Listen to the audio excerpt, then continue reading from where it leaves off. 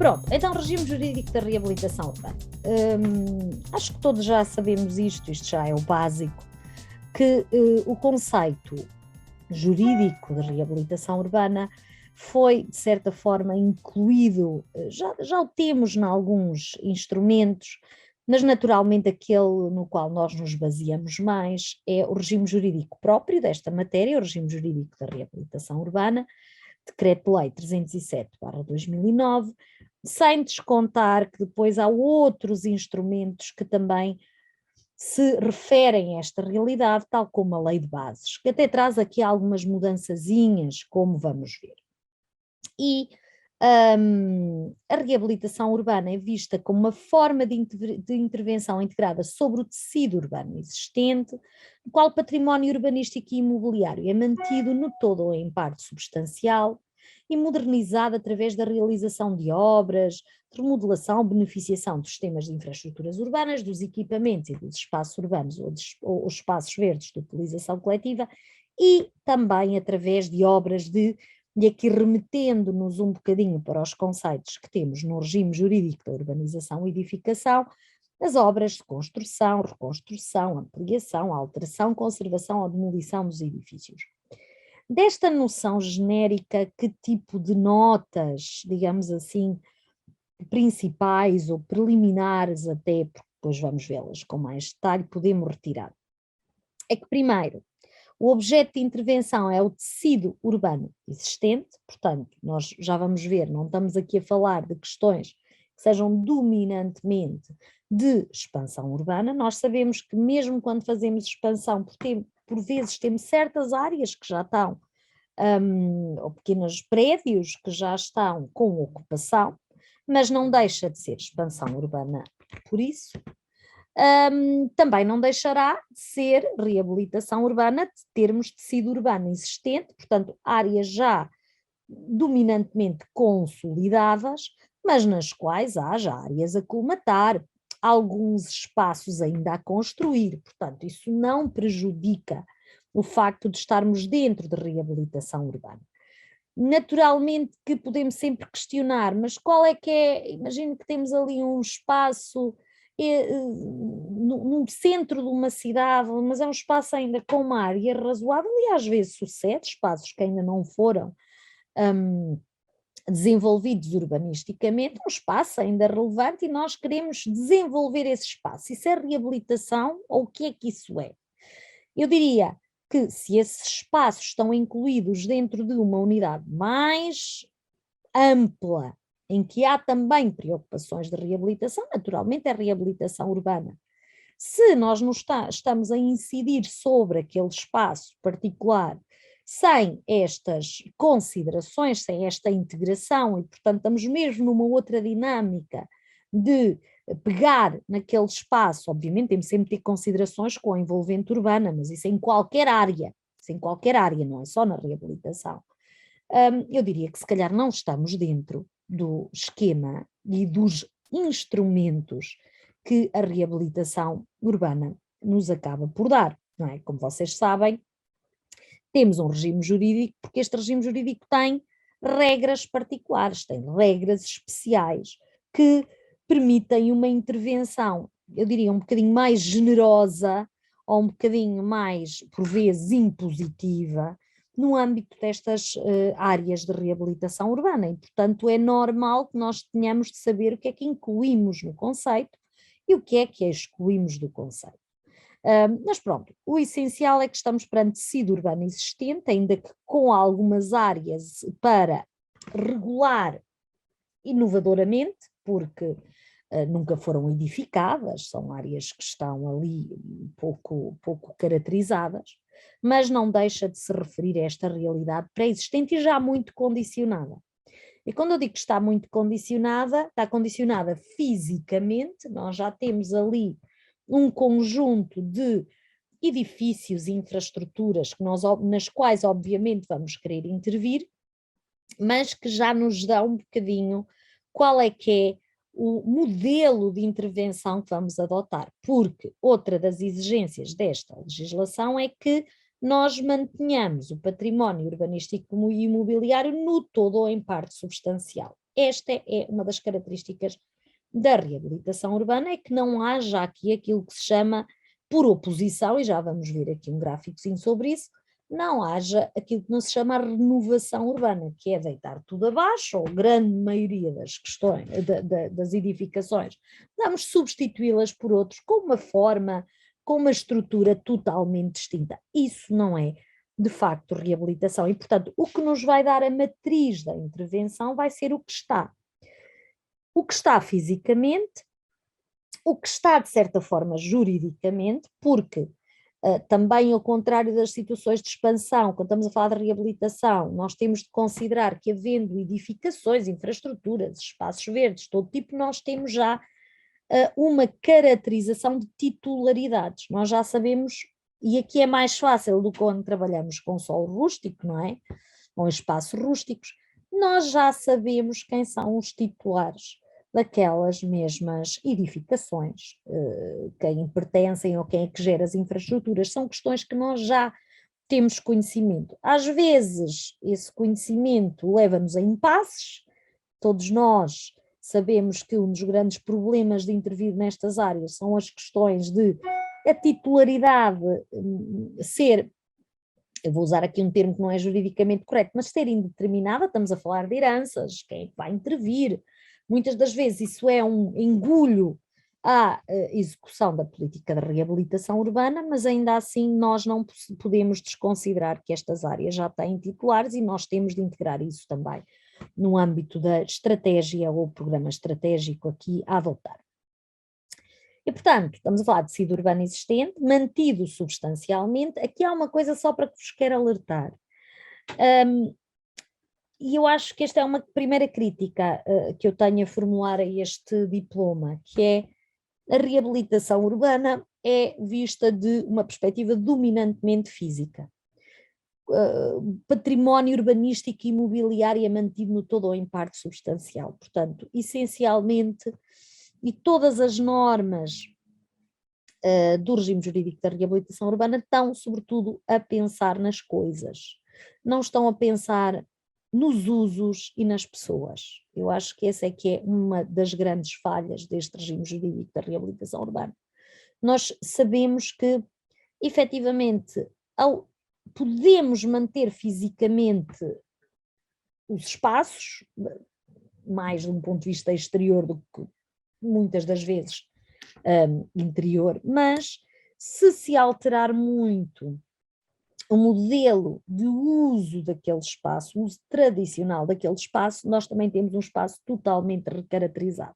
Em termos de funções, passamos de espaços que se calhar tinham uma função habitacional para espaços que passam a ter funções dominantemente comerciais, serviços, turísticos. Isso também muda o caráter substancial daquelas áreas. E aí este legislador não nos dá muitas formas de tentarmos preservar essa dimensão mais económica e humana daqueles espaços. Naturalmente vocês poder-me-ão dizer, mas muitos destes espaços já estão por natureza descaracterizados do ponto de vista funcional, estão vazios, os prédios estão devolutos, as pessoas já não vivem lá, porque é que vamos recuperar? Porque é que vamos recuperar essa função? Porque é que queremos recuperar só por ser uma função tradicional? Eu não estou a dizer que isso seja necessariamente assim, obviamente nós temos de construir, neste caso, reabilitar cidade para as necessidades de hoje em dia e as previsíveis que aí venham, e portanto não tenho nenhum parti-pris, nenhuma total posição negativa relativamente a essa mudança.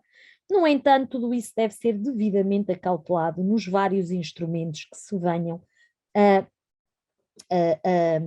aqui a aprovar relativamente à reabilitação urbana. Portanto, deve haver um especial cuidado quanto aos usos e às utilizações daquele espaço. Isto deve estar devidamente enquadrado também na estratégia que se quer para os mesmos, está bem? Que se quer para os mesmos.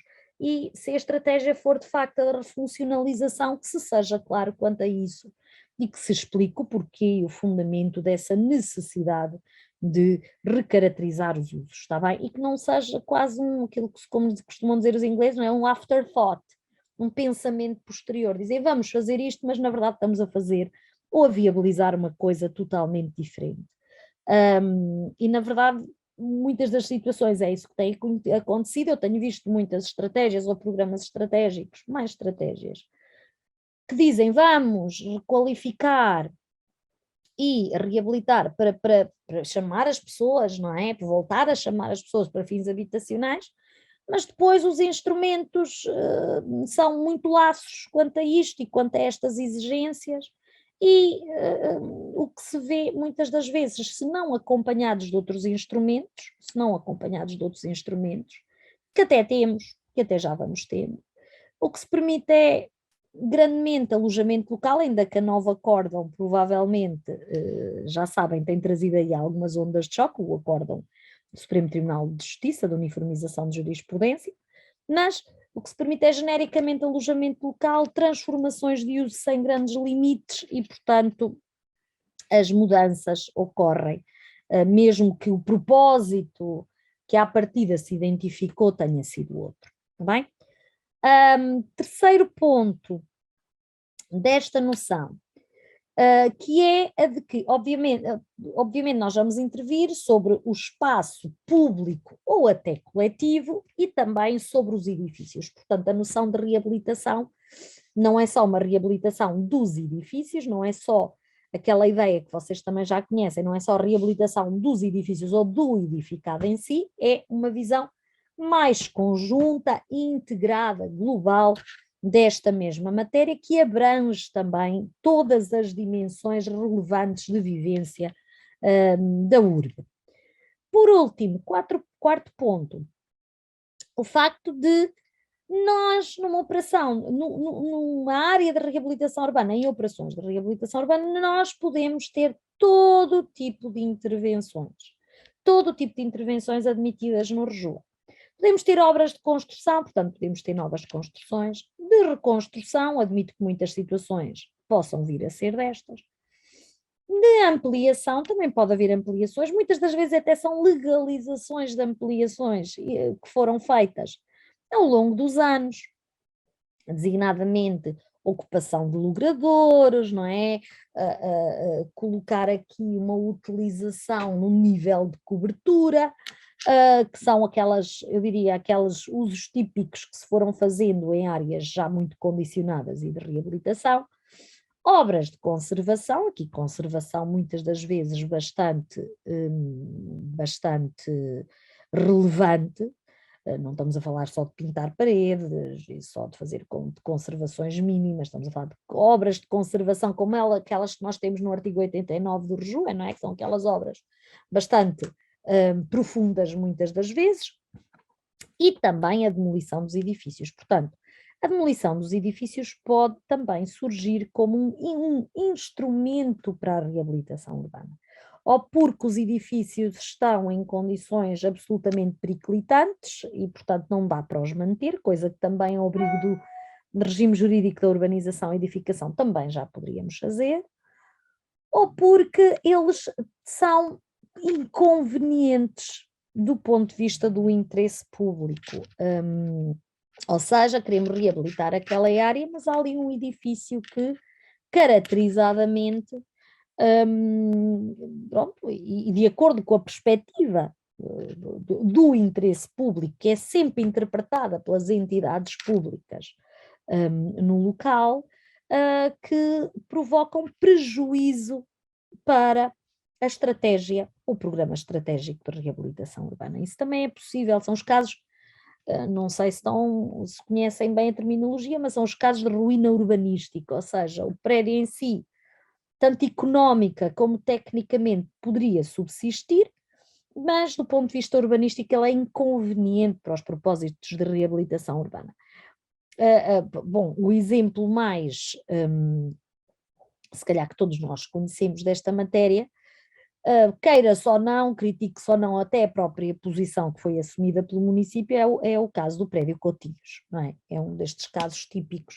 Mas pode acontecer noutros sítios, por exemplo, a própria localização do prédio, nós queremos, isto é muito comum, queremos alargar um espaço de desafogo ali no meio daquela zona já muito densamente ocupada, e há ali um prédio um edifício no meio que de facto prejudica esta finalidade. Bom, poderá ser uma das situações em que se prevê a demolição. Demolição, obviamente, com as devidas cautelas, não se vão demolir coisas sem os devidos procedimentos tendentes a essa demolição e, sendo da titularidade de privados, naturalmente sem as devidas compensações para o efeito, parece-me isso. Estamos num Estado de Direito, isso naturalmente é exigível. É preciso é que, se à partida já se vê que se vai ter de se demolir algo por causa da estratégia delineada, esses valores vão ter de ser devidamente incluídos no âmbito, sobretudo, dos programas estratégicos de reabilitação urbana e, portanto, a programação, como veremos, é também uma programação financeira, portanto, eles vão ter de estar incluídos. Portanto, várias coisas que retiramos só deste primeiro slide, a questão da necessária interdisciplinaridade, a questão de saber o que é o tecido urbano existente, a questão de saber o que é manter o tecido urbano no todo ou em parte substancial, saber qual a amplitude das intervenções que nós queremos, não é só sobre o edificado, é algo mais global. E depois sabermos também que há várias modalidades possíveis de reabilitar, certo? E para reabilitar nós podemos usar todos os instrumentos. Temos no RJUE mais os instrumentos de política urbanística que nós temos no regime jurídico da reabilitação urbana. Quanto, só para exemplificar, ou para tornar mais claro, o que eu vos estava a referir há pouco, que é, temos vários níveis de intervenção sobre o território e, digamos, o polo oposto da reabilitação será a expansão. A renovação, como vos disse, nós estamos ali a intervir sobre o existente, mas para o substituir, para o mudar, na sua grande medida, imaginemos, bairros sociais, que eram antigos bairros sociais, já com péssimas condições de habitabilidade, imaginemos, ou localizados nas periferias que se querem substituir por outro tipo de utilizações. De novo, não estou aqui a referir-me a nenhum caso concreto, porque as motivações para isto também diferem, mas esta será uma situação de renovação urbana, e na lei de bases foi colocada aqui, acoplada à reabilitação urbana, o conceito é diferente, mas a lei de bases, de certa forma, une a reabilitação àquilo que já antes se falava de regeneração urbana. Pronto, a regeneração urbana é um bocadinho diferente de reabilitação, há uma intervenção mais substancial de mudança sobre o existente, mas quer-se ainda manter o caráter daquelas áreas. A regeneração urbana poderá ocorrer, por exemplo, em situações, se quiserem incluir, por exemplo, regeneração de antigas zonas industriais, e aqui de facto há uma refuncionalização de muitos usos, porque elas deixaram, pelo menos em algumas áreas, deixaram de cumprir manifestamente aquela função. Imaginemos uma área, zona industrial, que nós queremos refuncionalizar, uma antiga indústria, sei lá, tijoleira, por exemplo, e que se quer funcionalizar aqueles edifícios maravilhosos, que se quer funcionalizar, por exemplo, em áreas que tenham universidades ou politécnicos, para residências de estudantes e para espaços verdes e de desafogo, portanto, criar novas centralidades. A verdade, isto será mais regeneração do que reabilitação, diria eu, mas a lei de bases, de certa forma, equipara estas duas figuras. Portanto, permite que também nestes casos se possam usar os instrumentos da reabilitação urbana, porque faz aqui, digamos, quase uma extensão do conceito de reabilitação urbana. Não provocou grandes alterações, ou não provocou alterações no regime jurídico da reabilitação urbana, mas também não precisa, porque a lei de bases dá-nos aqui um enquadramento essencial sobre isto. A estratégia aqui em termos gerais, não propriamente de um documento específico para a reabilitação urbana, vai implicar então que trabalhemos em várias frentes.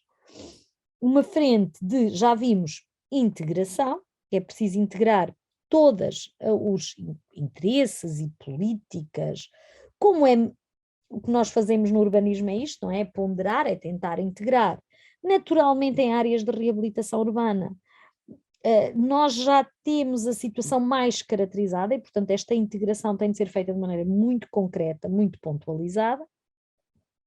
Depois vai ter de ser uma intervenção devidamente concertada e contratualizada. Como vos disse há pouco, nós já vamos ter toda esta área perfeitamente definida em termos de titularidades, em termos de propriedade, direito de propriedade, e vai estar muito espartilhada, Ao contrário do que se fizermos uma operação de expansão, temos 1, 2, 3, 4 promotores, aqui temos centenas, se não forem mais, de interessados.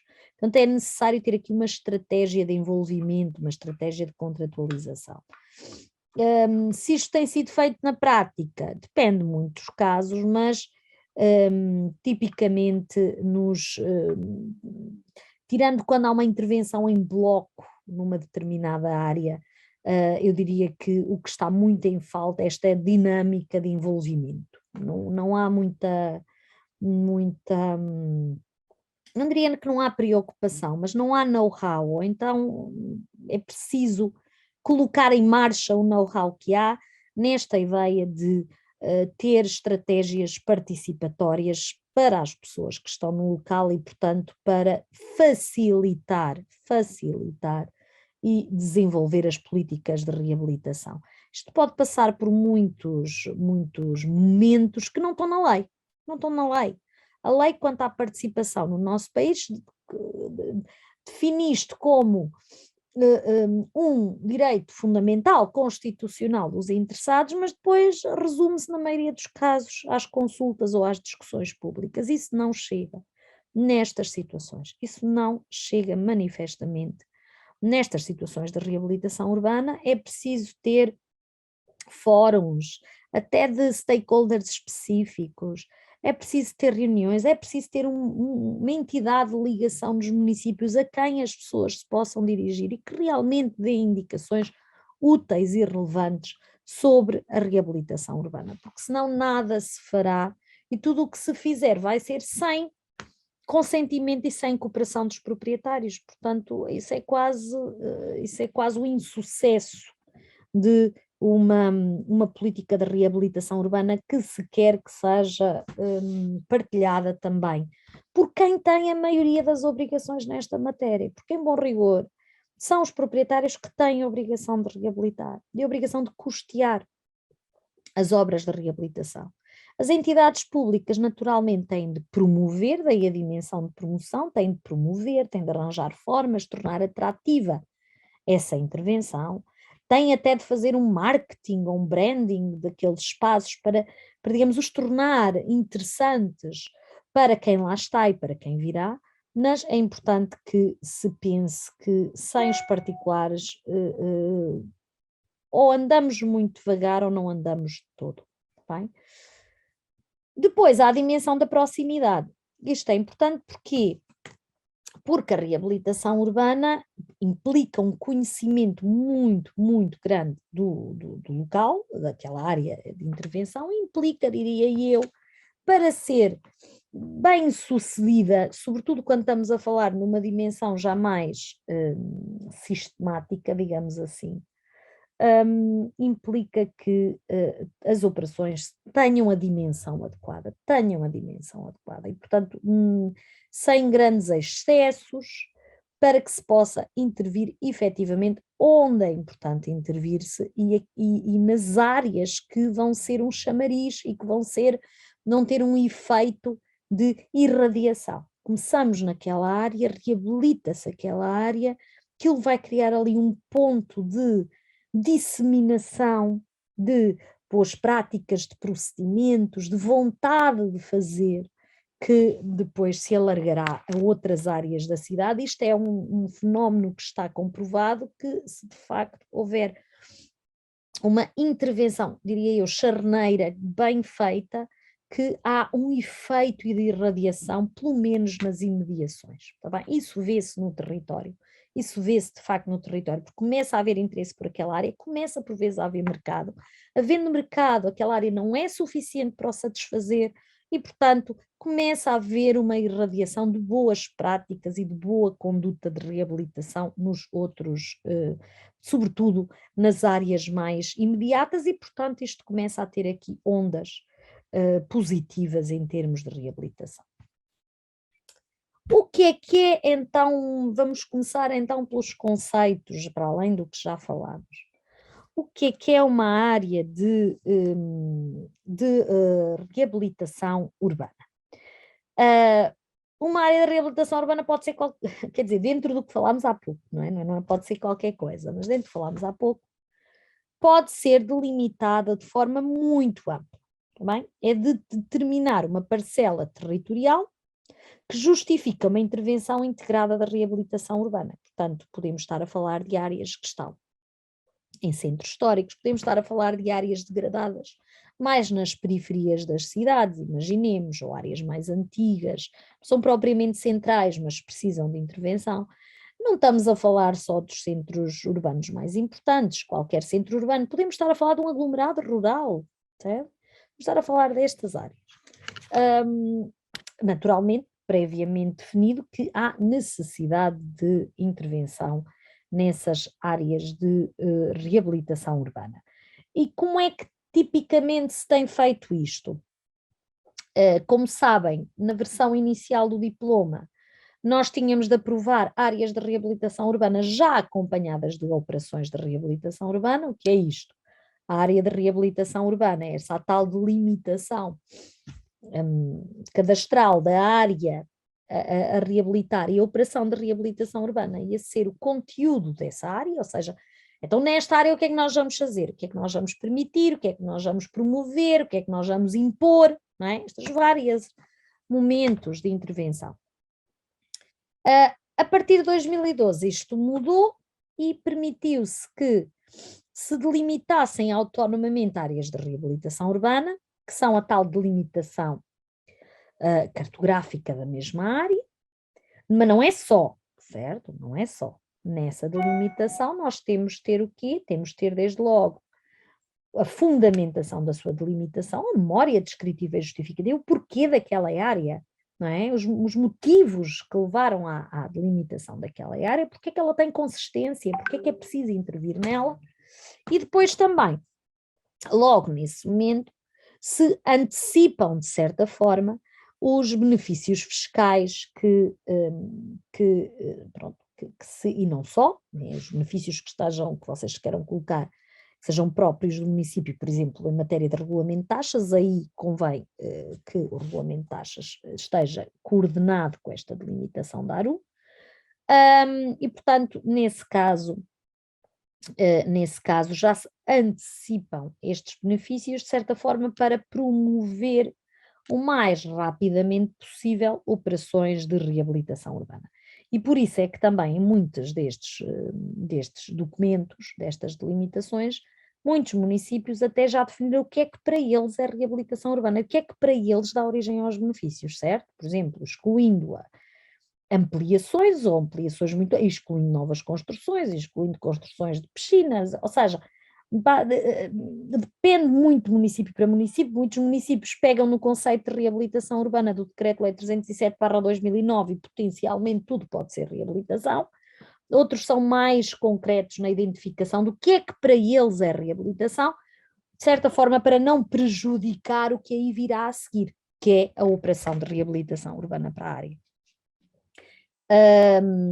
Naturalmente que isto tem, qualquer das opções tem os seus efeitos, certo? Tem os seus efeitos.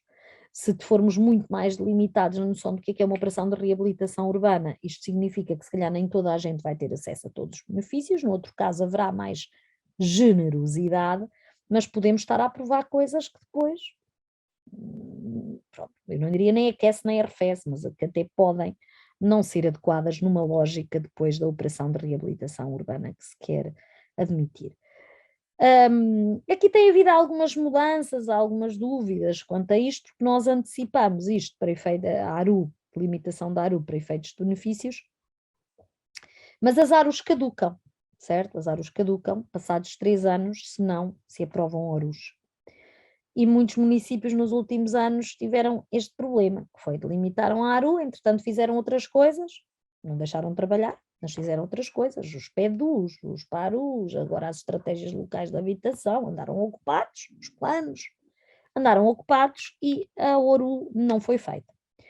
E, entretanto, caducou, porque aqui de facto é uma caducidade automática, digamos assim, é naquele momento, passados os 3 anos, e isto levanta problemas de manutenção ou de solidez dos benefícios fiscais com que as pessoas contaram no início, porque de acordo com o regime legal aplicável, os benefícios constituem-se no momento em que o último dos requisitos estiver cumprido e, portanto, se eu iniciei uma obra que teve uma vistoria, mas depois eu preciso fazer uma vistoria na obra, no final, para ver se eu aumentei os níveis de conservação, bom, vai ser este momento final em que eu vou ter acesso ao benefício. Portanto, para evitar isto, o que é que houve durante todos estes tempos?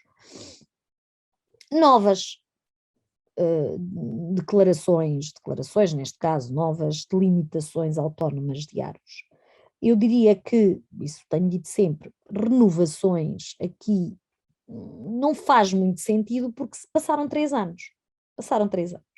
Passando 3 anos existe, nem que a gente mantenha as mesmas opções, que pelo menos se volte a pensar e a refundamentar, nem que não alteremos nada, a refundamentar aquela manutenção com aqueles limites, com aqueles objetivos, com aqueles modelos, as áreas de reabilitação urbana. E a meu ver seria exigível que pelo menos se fizesse uma avaliaçãozinha do que é que os 3 anos permitiram em termos de reabilitação na área. Portanto, eu nunca ponderei neste caso avançar numa renovação, quando muito numa nova ARU, porque a lei também não diz que passado 3 anos não se pode limitar uma nova ARU, mas com aqui uma fundamentação que seja atualizada ao momento da sua nova, digamos, delimitação.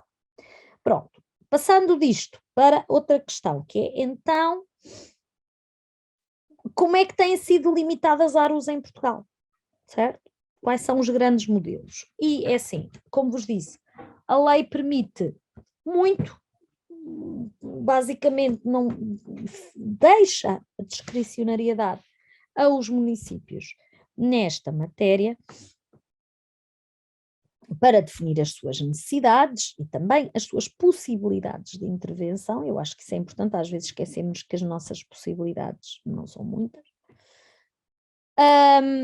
E os grandes modelos essencialmente são 4, apesar daqui parecerem ser 3, porque um está em cima quando devia estar destacado. Por um lado, isto aconteceu em alguns municípios, desde logo Lisboa, a delimitação de toda a área municipal como ARU.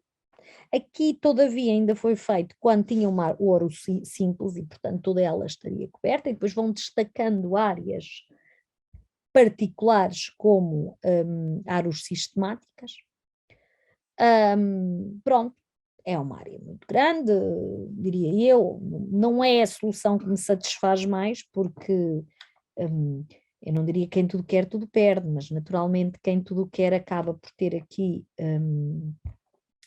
problemas depois em termos de gestão, identificação até do que é verdadeira reabilitação. Estamos a falar de toda uma área, tudo bem que é urbana, mas ainda assim com muitos espaços para ocupar e espaços grandes lá pelo meio, portanto levanta aqui algumas dúvidas. E depois também levanta as dúvidas, bom, se tudo merece benefícios, não é? Se tudo merece benefícios, isto tem um impacto, não é só naquela área, tem um impacto em todo o país, em termos do que, sobretudo no âmbito do IVA, que é bastante grande. Depois, outro modelo que tenho visto é a delimitação de sedes de concelho ou de partes de sedes de concelho como ARU, portanto municípios que dizem não, vamos começar aqui pela sede de concelho ou partes de sede de concelho e portanto vamos aqui definir uma ARU que efetivamente tenha tal efeito, pelo menos de irradiação. Isto acontece muito naquelas que depois se querem converter em ARUs sistemáticas, porque efetivamente não há possibilidade de intervir com financiamento municipal em todas as áreas e, portanto, estamos a ser mais realistas. Outras que delimitam praticamente todos os centros urbanos e alguns aglomerados rurais como Arus, portanto, naquela lógica de nós queremos dar benefícios, nós sabemos que não vamos delimitar Arus para isto tudo, ou então quando as fizermos vai ser tudo simples e tudo feito de uma maneira também simples nesta matéria. E depois a delimitação de áreas mais limitadas dentro de vários centros urbanos como Aro. Eu não tenho, de novo, nenhum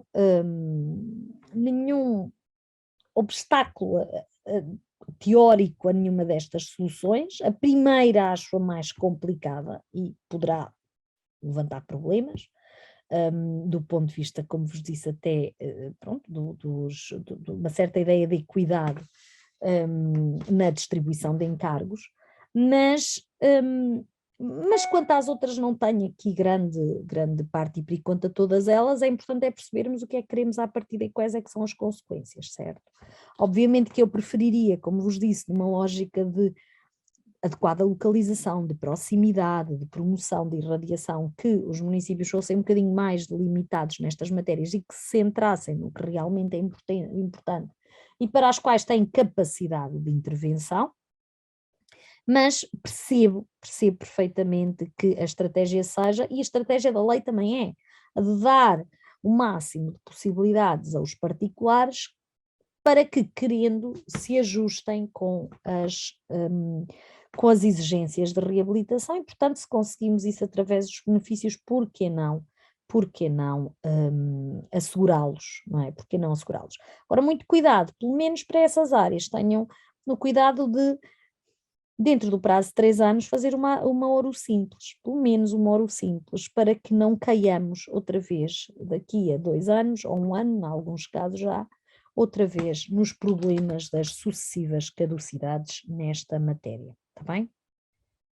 Só para vocês verem isto, pronto, eu não tive tempo de atualizar a junho, mas era a fonte que tínhamos em fevereiro. Quais é que são aqui as notas que temos, se forem a ver bem, ao abrigo da versão inicial do Decreto-Lei 307/2009, anterior lei, referia-se à anterior forma legislativa que depois foram convertidas em ARUs, mas ao abrigo do Decreto-Lei 307/2009 nós tínhamos pouquíssimas ARUs com ORUs, certo? ARUs com ORUs, porque as duas coisas estavam necessariamente ligadas, aprovadas. Com a Lei 32/2015, nós já vamos tendo algumas situações de ARUs e ORUs simples aprovadas e sistemáticas também. Aliás, é muito engraçado ver que até as sistemáticas são mais que as simples, também são mais que as simples. Mas as ARUs aprovadas, só ARU, temos uma enormidade delas e, portanto, são estas que nós teremos de consolidar através da aprovação de ORUs. E o que é que são estas tais de ORUs? Bom, nós temos 2 tipos, as simples e as sistemáticas. As simples, essencialmente, o que se projeta é da responsabilidade dos proprietários ou titulares de outros direitos. A administração deve promover essas mesmas operações, deve até, por vezes, tornar-se parceiro nessas operações, não há nada que o impeça, mas naturalmente não vai, digamos, ser assim, o parceiro essencial nas mesmas. Estas ORUs simples exigem maior dinâmica de mercado, têm menor programação municipal, inclusive do ponto de vista financeiro, e muitas das vezes, como vos digo, pronto, sendo muito práticos e muito realistas, elas são uma continuação das ARUs delimitadas autonomamente, com mais algumas notas, com alguma caracterização, mas muitas das vezes de uma forma mais histórica até do que propriamente, mais retrospectiva do que prospectiva. O que é que queremos? Queremos que as pessoas reabilitem. Como? Vamos ver, um bocadinho assim.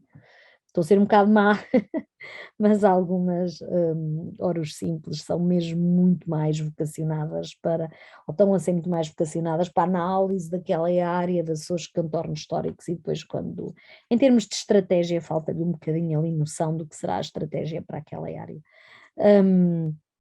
As sistemáticas, nestas já vai haver uma clara dimensão de programação e intervenção municipal, pode permitir suplantar uma reduzida dinâmica de mercado ou problemas que haja. Às vezes a dinâmica de mercado não é só falta de dinheiro, não é? É falta de disponibilidade. Então, mas eu sou, não é? Eu estou numa herança, eu até quero fazer, mas os outros não me deixam. Como é que eu resolvo isto? Há formas na lei de resolver isto, mas de qualquer das maneiras não são simples, não são simples. As sistemáticas também exigem uma maior capacitação organizacional por parte das entidades públicas e formas de intervenção estruturadas. Estes programas estratégicos, como a lei diz, apesar de programa estratégico é só uma parte da orosistemática, certo? É só uma parte. Mas geralmente é aquele que se entende como sendo mais importante. Tem de ter, obviamente, dimensões muito, muito relevantes que, eu diria, dependendo do instrumento com que é aprovado, podem ser mais articuladas ou não. De qualquer das formas, é importante nas orosistemáticas dar muita indicação do que é que se quer. E voltando àquela questão das funções, dos usos, é muito importante, sobretudo nas sistemáticas, dizer o que é que nós queremos para o território. Estamos a programar e a usar financiamento municipal. Esse financiamento municipal, notem, não é só, diria eu, para as infraestruturas, os espaços verdes. Imaginem que temos de demolir, temos de, como vos disse há pouco, vamos ter de programar esse dinheiro, certo? Onde é que o vamos buscar? Orçamento próprio, fundos, agora ao Fundo de Sustentabilidade Ambiental e Urbanística, se vocês já tiverem, há já lá algum dinheiro, então vamos usar ou não? Não é? Vamos usar ou não? Financiamentos comunitários ou outros, portanto, onde é que vamos buscar? Parcerias com particulares, vamos fazer parcerias com particulares, quais particulares, ou como é que vamos selecionar, não é? Tudo isto temos de ter muito cuidado com essas questões. Vamos nos organizar com os particulares? De que forma? Com os particulares proprietários, de que forma?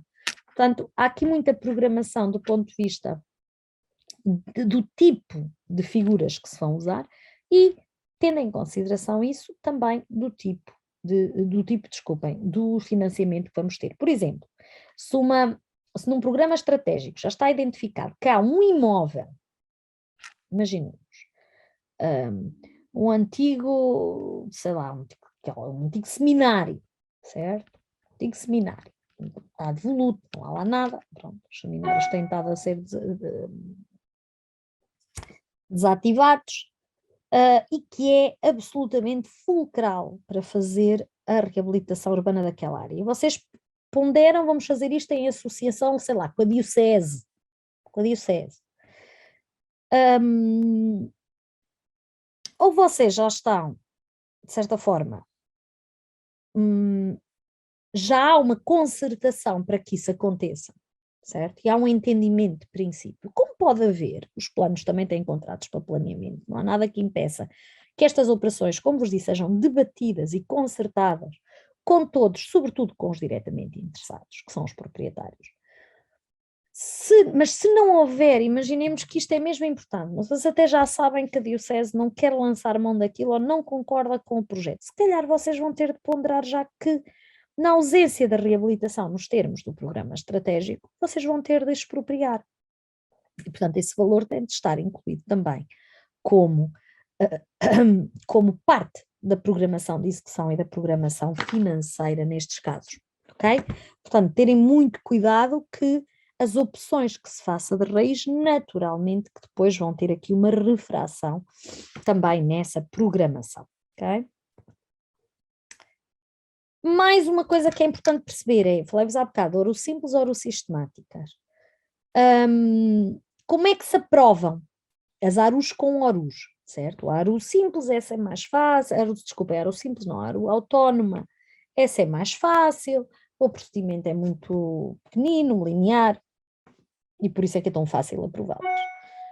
Com ARU com ORU, simples ou sistemática, nós temos dois modelos para fazer a aprovação. Temos o Plano Pormenor de Reabilitação Urbana, ou o tal instrumento próprio que, por isso é que muitas das pessoas dizem estratégia ou programa estratégico, este instrumento próprio não tem verdadeiramente nome, é um regulamento, o nosso ver, meu, da doutora Fernanda Paula, da doutora Cláudia Alves, é um regulamento, mas não tem nome e, portanto, na verdade começou-se a convencionar, tratar a parte pelo todo.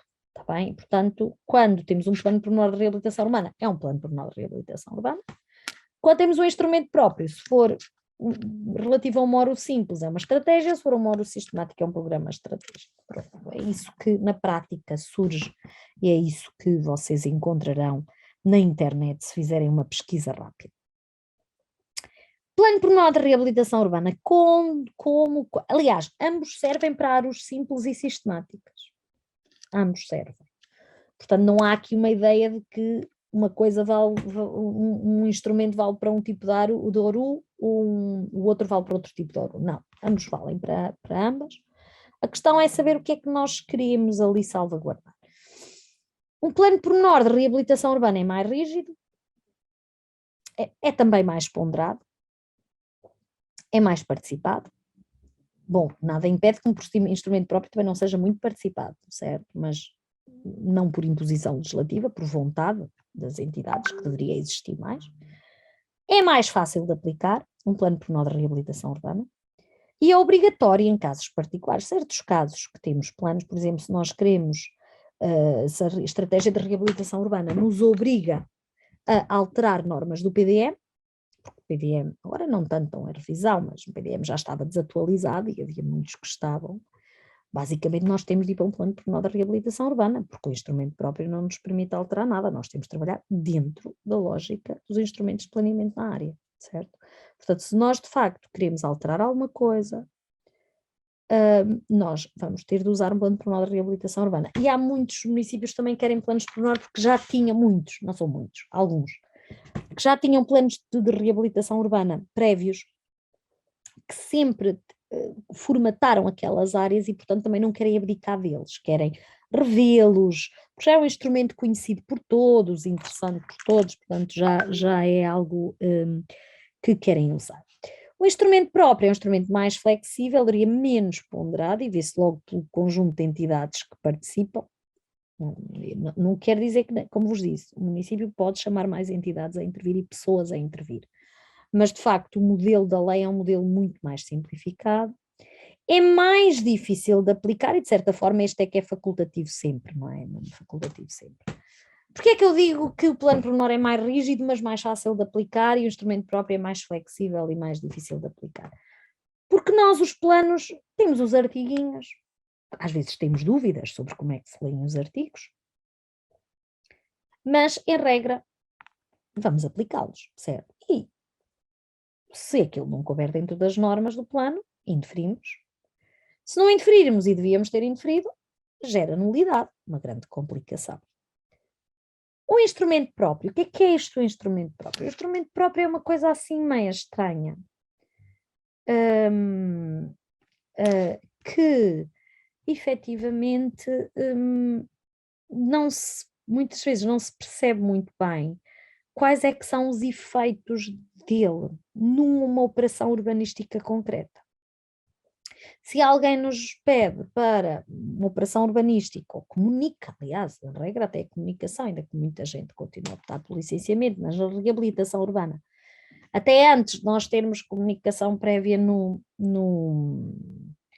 RJUE de forma mais generalizada, já estava aqui nesta matéria e agora ajustou-se às exigências do RJUE.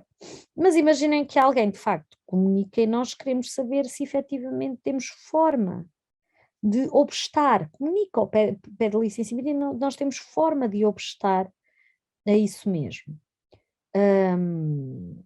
Basicamente, nessa situação, o que a lei não nos dá propriamente grande solução. Não nos dá propriamente grande solução. O que nos diz é o artigo 52 do Regime Jurídico da Reabilitação Urbana, que diz indeferimento do pedido de licenciamento ou rejeição da comunicação prévia. Como sabem, não há rejeição, isto é um erro, continua a haver um erro, porque isto remete para os termos do RJUE. Sem prejuízo do disposto no número anterior e para além dos fundamentos previstos no RJUE, os requerimentos de licenciamento às comunicações prévias em área de reabilitação urbana podem ainda ser indeferidas ou rejeitadas quando estas operações sejam suscetíveis de causar um prejuízo manifesto à reabilitação do edifício. Está aqui um motivo adicional de indeferimento, que é o facto de se estar a causar um prejuízo à reabilitação do edifício. Isto tem de estar caracterizado. caracterizado. Imaginem que vocês identificaram numa ARU, até numa ARU simples, porque isto aplica-se à ARU simples, que aquele imóvel era um imóvel valioso, que tinha ali uma imagem, nem é daqueles imóveis que estavam no PDM identificados como de interesse municipal, não, ou de valor municipal, não, mas na estratégia de reabilitação disse que aquele imóvel é um imóvel que ali tem qualidade arquitetónica e contribui para a imagem daquela área. Se o particular o quer demolir ou fazer uma reconstrução total, e como sabem, a reconstrução é manter a forma, certo? Manter a forma, mas ele quer manter a forma, não quer manter mais nada, certo? Se calhar que vocês têm aqui motivo de indeferimento ou de intervenção nesse caso, tá bem? No âmbito das comunicações prévias. E o artigo 50... Dulce, permita-me só fazer aqui porque estão aqui no bate-papo a dizer, a Dulce ainda há um bocadinho para ir consultar a lei, retirou a apresentação e então se pudesse recolocar no diapositivo. Retirei? Não retirei. Estamos a ver aqui o primeiro. Ah, é? Eu creio que foi quando procurou a legislação. Ah, está bem que eu procurei aqui. Sim, eu já volto a colocar, está bem? Eu já volto a colocar. Vamos ver se está. No 52, número 2, só para terminar, precisamente para vos dizer os termos da lei. Diz no caso de edifícios compreendidos em área de reabilitação urbana sujeita a operação de reabilitação urbana sistemática, portanto, só horas sistemáticas, os requerimentos de licenciamento e as comunicações prévias podem ainda ser indeferidos ou objeto de controle sucessivo, diria eu, quando estas operações sejam suscetíveis de causar prejuízo manifesto à operação de reabilitação urbana da área em que o mesmo se insere. O que é que isto quer dizer? Já voltei? Já estou bem? Continuamos, sim. Agora é só projetar. Pronto, vamos lá. O que é que isto quer dizer? Quer dizer basicamente que é possível, dentro do Programa Estratégico de Reabilitação Urbana, procurar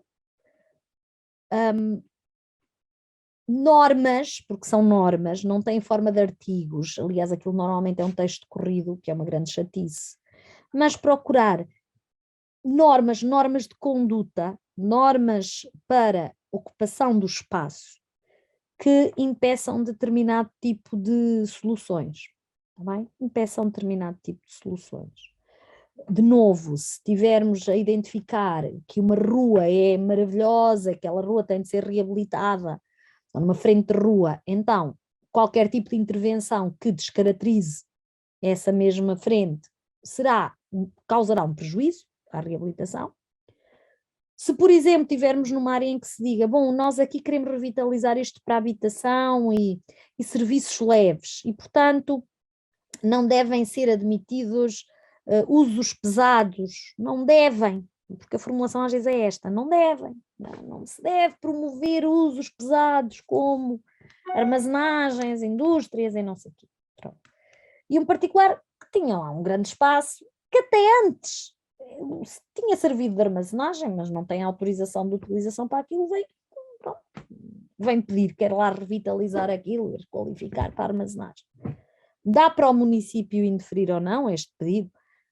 Pode dar, porque o programa estratégico já diz o que é que não se quer ali em termos de função. Claro que se o particular arranjar uma forma de pôr a internet, no outro dia me dizia, mas se a entrada da armazenagem não for por aquela área, for por outra, e portanto, porque é que se dá? Tudo muito bem, se calhar isto é um motivo para se ponderar, para não se indeferir, mas em bom rigor pode-se usar o programa estratégico para impedir determinado tipo de utilizações que notem, mas é manifestamente coloca em causa o programa estratégico. Se tivéssemos um plano pormenor, era muito fácil. Havia uma norma a dizer, não se pode usar fazer armazenagem em usos industriais. Bom, limpinho.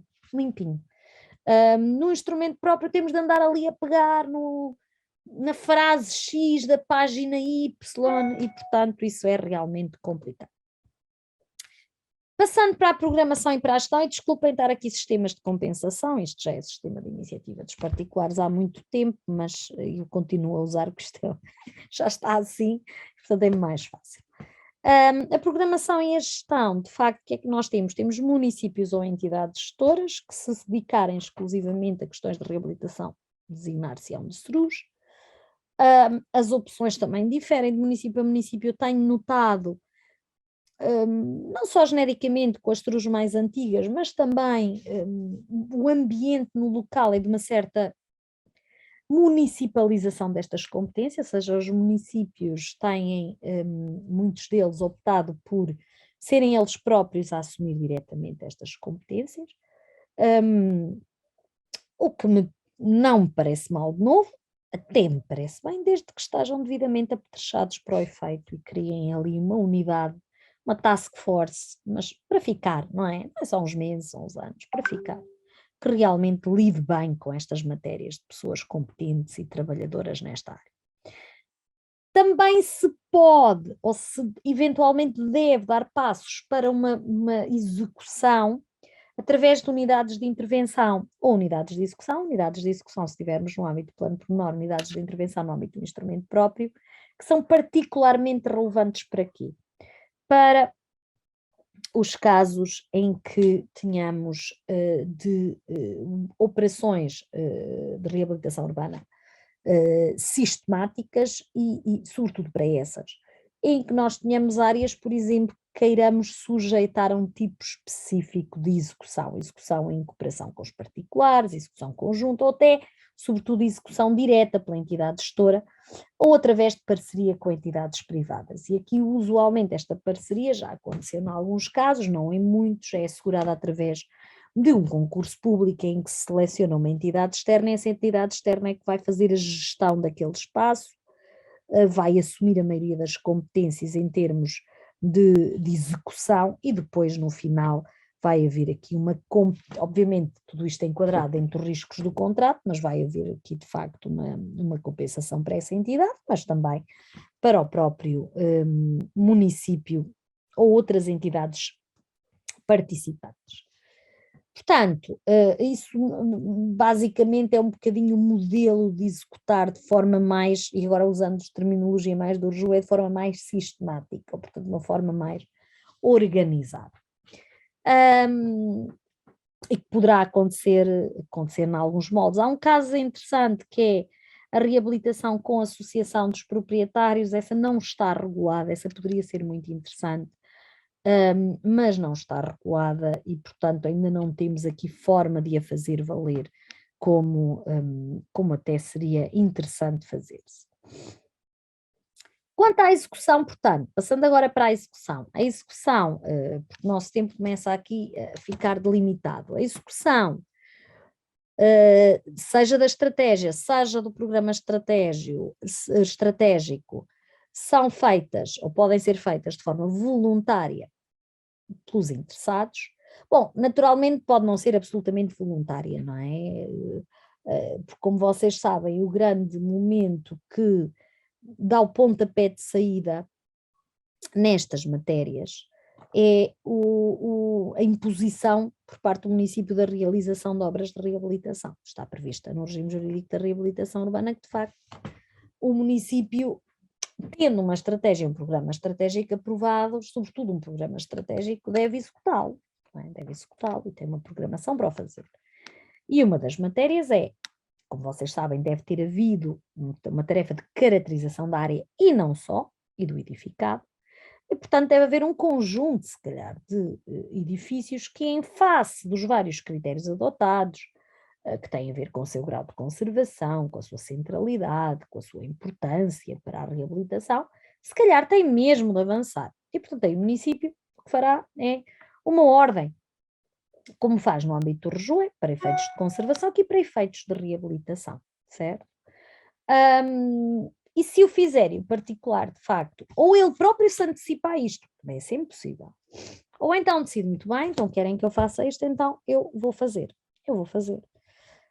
Nos moldes que está no âmbito da estratégia, aí não há problema nenhum, aí é clarinho que é uma operação de reabilitação urbana para todos os efeitos fiscais, aí não há dúvida alguma. E então, basicamente, aqui há uma remissão quase global para o regime jurídico da urbanização e edificação em termos procedimentais, como vos disse há pouco, em especial para o regime da comunicação prévia. Há, todavia, algumas especificidades muito importantes e que têm permitido que muitas das vezes as operações de reabilitação urbana fiquem um bocadinho fora do radar. Fora do radar das entidades públicas, com, digamos, queiram estas ou não, acaba por ficar fora. Basicamente, em princípio, nós temos uma comunicação prévia nestas matérias, o que já por si, de certa forma, limita ou reconfigura, se quiserem, os poderes de intervenção da administração. Portanto, eu faço uma comunicação prévia, se ninguém vier em controle sucessivo, eu pago as taxas e executo, certo? Segundo, a autorização de utilização também é diferente um bocadinho da que está no RJUE. Porquê? Porque eu peço, eles têm de se requerer a autorização de utilização, mas se ela não for, mas se não se decidir a prazo sobre a realização da vistoria, que são 10 dias, o que acontece? No RJUE eu ainda tenho de pedir o alvará, e portanto é mais um momento de discussão, porque em regra quando não há decisão expressa, os municípios também não emitem alvarás expressos e portanto, apesar da lei falar de deferimento tácito, isto não é genericamente aplicado em todos os municípios. No regime jurídico da reabilitação urbana diz-se que se não houver decisão da administração, que o próprio termo de responsabilidade do técnico funciona como alvará da autorização de utilização. Portanto, o título passa a ser o termo de responsabilidade do técnico e, portanto, não se tem de estar à espera da administração municipal, o que já em si é aqui uma facilitação muito grande.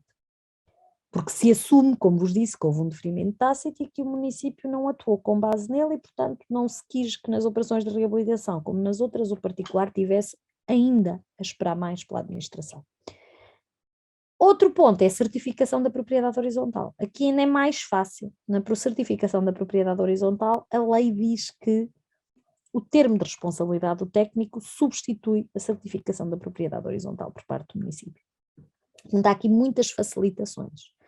Se calhar alguns já me ouviram dizer isto, mas foi um caso que não é inédito. Mas uma vez uma colega minha notária tinha uma constituição de uma propriedade horizontal para fazer e ela dizia, bom, mas eu não tenho nenhuma decisão do município neste processo e estou-me a sentir desconfortável, não tenho nada. Porquê? Tinha sido uma comunicação prévia, ninguém tinha feito nada, portanto a comunicação prévia, ele fez as obras, na altura até era um edifício, isto para mim é muito dúbio, mas um edifício unifamiliar que foi transformado em uns quantos T1s, pronto, até era um solar, mas não estava classificado, não estava nada. A autorização de utilização, pedir ao município, ele não decidiu, então o termo de responsabilidade funcionava como autorização de utilização e também o termo de responsabilidade do técnico a atestar que os requisitos da propriedade horizontal estavam cumpridos também estava no processo. Então, dei-me bom rigor que ela tinha, porque não tinha motivo nenhum para não constituir a propriedade horizontal e foi o que ela fez, mas é todo um processo de grande impacto que não teve qualquer tipo de apreciação municipal. Portanto, a reabilitação urbana permite soluções desta natureza e é só para estarmos atentos quanto a isso. Em termos substantivos e técnicos, é também muito importante nestas matérias pensar no princípio da proteção do existente, que também tem certas refrações no regime especial de reabilitação urbana, que esse sim tem a ver com reabilitação do edificado e que se aplica a edificações com mais de 30 anos, está bem? Independentemente de estarem ou não situadas em área. E porquê? Porque esta proteção do existente é mais ampla que a garantia do existente prevista no artigo 60 do RJUE. O artigo 60 do RJUE já estamos habituados a dizer se o edifício era legalmente pré-existente, ele pode manter-se, pode ser alterado e até pode ser ampliado um bocadinho para casas de banho, para coisas assim pequeninas. Na proteção do existente no regime jurídico da reabilitação urbana, as ampliações podem ser muito mais generosas. Porque o que a lei diz é que não é só para questões de salubridade, diz que é para questões de salubridade e funcionalidade económica. E, portanto, pode haver ampliações, obviamente cabíveis dentro dos instrumentos que se adotam, certo? Mas que de facto permitam uma refunção, uma nova vida àqueles edifícios. Aliás, isto é muito claro do regime especial de reabilitação urbana, que basicamente também estabelece uma comunicação prévia que diz essencialmente que tipo de intervenções é que são quase sempre admitidas. E que eu já vos falei, que é, por exemplo, ampliações para o logrador, desde que não sejam visíveis do espaço público, pronto. Obviamente, e não haja nada que absolutamente as proíba. E, por outro lado, o aproveitamento do vão de cobertura, que as normas do RGERU, nesta parte, artigos 70 e tais A e seguintes, dizem que não constitui novo piso, não configurando novo piso. Portanto, não estamos a aditar pisos, estamos só a aproveitar o vão de cobertura sem descaracterizar este. Portanto, a própria lei identifica aqui formas de prosseguir com a proteção do existente e admite mais ampliações. Em alguns casos até admite construções de raiz sem cumprimento das regras hoje aplicáveis, certo? Sem cumprimento das regras hoje aplicáveis, desde que obviamente em espaços de colmatação, desde que obviamente se demonstre que isso é necessário para a reabilitação urbana do espaço, está bem? Mas, obviamente, nem sempre se faz aquilo que se deveria fazer, nem sempre se faz aquilo para que somos mandados, e, portanto, temos aqui sempre a antevisão de que a execução pode vir a ser imposta e, portanto, pode vir a ser realizada de forma coerciva. E aqui é importante perceber que estes mecanismos para impor diferem consoante tenhamos uma área de reabilitação urbana simples, porque se na área de reabilitação urbana simples a nossa ideia é que os particulares façam, a gente obviamente pode dizer que eles devem fazer e que têm prazo para fazer, mas a ideia é que eles façam, se calhar a possibilidade de intervenção do município é mais limitada. Ele pode substituir, porque isso o RJUE também já admite, pode substituir na realização das obras, mas depois, como é que vai buscar o dinheiro, o que é que pode fazer de forma mais gravosa, isso já é também modelado em termos um pouco normais, e hoje em dia até já se remete para o RJUE. O que é que se pode fazer? O particular não realiza as obras de reabilitação, o município acha que é estritamente necessário, toma posse, vai fazê-las, e depois hipóteses que ele tem. Ou execução fiscal, dirigida contra o proprietário, ou então, e hoje em dia isso é claro, da remissão que se faz para o RJUE nesta matéria, mas já antes estava no regime jurídico da reabilitação urbana, que é a possibilidade de fazer um arrendamento forçado no imóvel, pelo prazo necessário para o pagamento pelas despesas efetuadas, está bem? Pelo município. Isto é uma opção, tem de se pensar muito bem se vai para um caso, se vai para o outro, porque um pode prejudicar o outro, portanto é sempre de se ver se o arrendamento forçado é uma forma adequada e de ressarcimento e de cumprir outra função, que é a disponibilização de habitação na área. Habitação não precisa ser de arrendamento habitacional, pode ser comercial, serviços, mas é importante ver isso. O que é que eu vos ia dizer mais nesta parte? Nada impede, de novo, que também aqui haja uma concertação com o particular quanto ao modo de pagamento e, portanto, não temos necessariamente de ir para o arrendamento forçado. Pode haver uma concertação com o particular no sentido de até ele dar de arrendamento ou se permitir que o município dê de arrendamento, neste caso seria um subarrendamento, basicamente, outra figura a que se chegasse àquele prédio para se pagar pelas obras que entretanto foram realizadas, está bem? Mas mais do que isto, poder-se-á fazer muito pouco. No caso das operações de reabilitação urbana sistemática, a coisa já muda de figura. Se virem neste quadro, as operações de reabilitação urbana simples dão lugar à possibilidade de se ordenar a reabilitação, de se demolirem edifícios, certo? Obviamente com tudo bem trabalhadinho, como eu vos disse há pouco, de se exercer o direito de preferência, que é uma coisa interessante e que deve ser muito bem tratado, porque normalmente não é, direito de preferência no âmbito das áreas de reabilitação urbana e dá para o arrendamento forçado, ok? Aquilo que eu vos disse há pouco. Portanto, dentro da operação de reabilitação urbana dá até aqui. A operação de reabilitação urbana sistemática é que dá também para constituir servidões, expropriações, venda forçada e reestruturação da compropriedade. Portanto, os mecanismos mais ablativos ou mais restritivos do direito de propriedade só com operações de reabilitação urbana sistemática. Está bem? Só mais uma nota quanto às operações de reabilitação urbana simples e já para irmos terminando.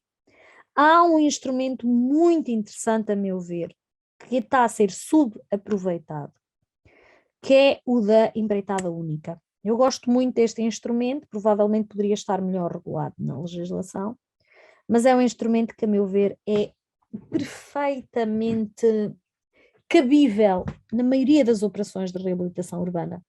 Simples, eventualmente sistemáticas também, porque ele vale para os dois, e que essencialmente permite também articular isto com a cooperação com os particulares. Imaginem que temos uma frente de rua com casas absolutamente degradadas, até já estão a causar riscos, os azulejos já estão a cair, as cantarias também. É preciso também fazer obras internas para questões de salubridade, algumas delas, as casas de banho não estão a funcionar, as infraestruturas estão péssimas, estão todas ligadas. Como fazer isto? E o município sabe que este é um problema, e é um problema muitas das vezes que não é só físico, é humano, é social. Como fazer isto? A empreitada única dá uma solução, que é o município pode ele próprio assumir a realização das obras como dono de obra. Obviamente que ele vai repercutir o valor sobre os proprietários, pronto, que valor, isto tudo vai ter de ter um orçamento, no final vai ter contas de cada um dos edifícios ou frações para imputar especificamente àquele proprietário que a ele cabe e, portanto, vai ter aqui uma equidade também nessa definição das obras a fazer, mas permite que o município intervenha aqui como dono de obras relativamente a tudo. Estamos a falar de propriedade privada. Estamos a falar de propriedade privada, não estamos a falar de bairros que sejam do município, que ele vá. Não, estamos a falar de propriedade privada. Ganhos de quê? Ganhos económicos, porque só vai estar a fazer aqui uma intervenção mais global e, portanto, vai com certeza haver ganhos económicos, ganhos de oportunidade, porque os particulares sozinhos, estamos a pensar em pessoas que provavelmente não têm iniciativa, não conhecem, não sabem e que não queriam fazer e, portanto, continuariam nas mesmas situações. Estamos a falar de ganhos também do ponto de vista, obviamente, da imagem, da reabilitação do espaço, de tempo, ganhos de tempo.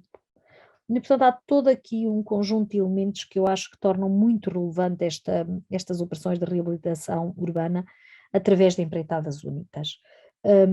Outra coisa que também é importante é que, sendo o município aqui o dono de obra, se calhar o município tem acesso a mecanismos de financiamento, até PRRs e não só, mas muitos outros, em que ele se pode, apresentando-se como dono de obra, pode ter acesso a um financiamento que não teria, teriam os particulares, se fossem isoladamente intervir. Está bem? Quanto às operações de reabilitação urbana sistemática, essas o município não pode só mandar fazer e fazer em substituição e ressarcir-se, como pode ainda dizer, vou impor servidões, imaginemos, temos ali uma farmácia, eu vou ter de intervir naquela área e vou intervir mesmo, certo? Estou a reorganizar ali as questões de infraestruturas e a farmácia deixa de ter acesso. O que é que eu posso fazer? Posso dizer ao outro do lado, dizer, olha, você tem aqui um espaço comercial de voluto, a farmácia vai para lá, durante este período, certo? Isto posso fazer. Posso expropriar, com regras próprias, mais simples até, em termos até de competências, posso expropriar. Naturalmente aqui a expropriação serve tanto para que se eu identifiquei o prédio para ser expropriado, porque eu já posso ter identificado, isso é sempre possível, dizer, eu quero aqui um museu, isto era a casa do Zé Manel, sei lá, uma importante pessoa, eu quero fazer um museu de homenagem, então aquela casa vai ser expropriada. Mas a expropriação também pode funcionar como efeito do facto do particular não reabilitar como lhe foi ordenado. Assim, o município diz, bom, se ele não reabilitar, eu vou ter de reabilitar. E, portanto, exproprio, porque para mim é melhor, em vez de reabilitar e ir buscar o dinheiro, eu exproprio, faço as obras e depois vendeu isto no mercado. Isso é possível, isso é possível. A venda forçada, de certa forma, o município aparece ali a controlar a operação, mas o prédio vai diretamente de A para B, tá bem? Através de um procedimento público e transparente, mas a ideia é que o município, naquele caso, não quer ser proprietário, não quer ele próprio assumir esse encargo, mas quer pôr o imóvel a reabilitar no mercado. E, portanto, a venda forçada serve para isso, para viabilizar que terceiros possam adquirir contra a vontade do proprietário originário, mas ele não reabilitou, isto é uma consequência negativa, que venham a adquirir para fazer isso mesmo. Depois a reestruturação da propriedade, isto também é interessante no âmbito da reabilitação, sobretudo, que tem a ver, por exemplo, intervenções, eu vou dizer quarteirões, nós não, nem todos, a maioria dos municípios não têm quarteirões, mas áreas intersticiais no município, em que nós temos várias edificações que isoladamente não cumprem regras nenhumas, não têm qualidade para ser, digamos, reabilitadas para as novas exigências. Portanto, o que se pode fazer é agrupar todas elas têm proprietários, se calhar proprietários ou comproprietários, vão-se agrupar todas elas e no fim vai-se distribuir o que dali resultar. Imaginemos, temos vários edifícios em altura, e o que vamos fazer é criar várias frações horizontais e vamos distribuir a essas pessoas, tá bem? É um bocadinho a perequação, mas, digamos, é uma perequação feita sobre pré-existências, tá bem? Já com os seus direitos bem articulados. Pronto, e com isto cheguei ao fim, mais ou menos à hora, e eu sei que várias pessoas estavam a tentar levantar a mão, mas eu não consigo ver e eu não consigo ver-vos, nem responder diretamente às vossas questões, mas espero não ter sido muito chata nesta minha exposição, está bem? Dulce, como a Dulce não pôde ir acompanhando o bate-papo, mas quando tenho a percepção de que quando nos surgem poucas questões enquanto se dá a exposição, é porque as pessoas estão em trabalho interno de grande, de grande reflexão.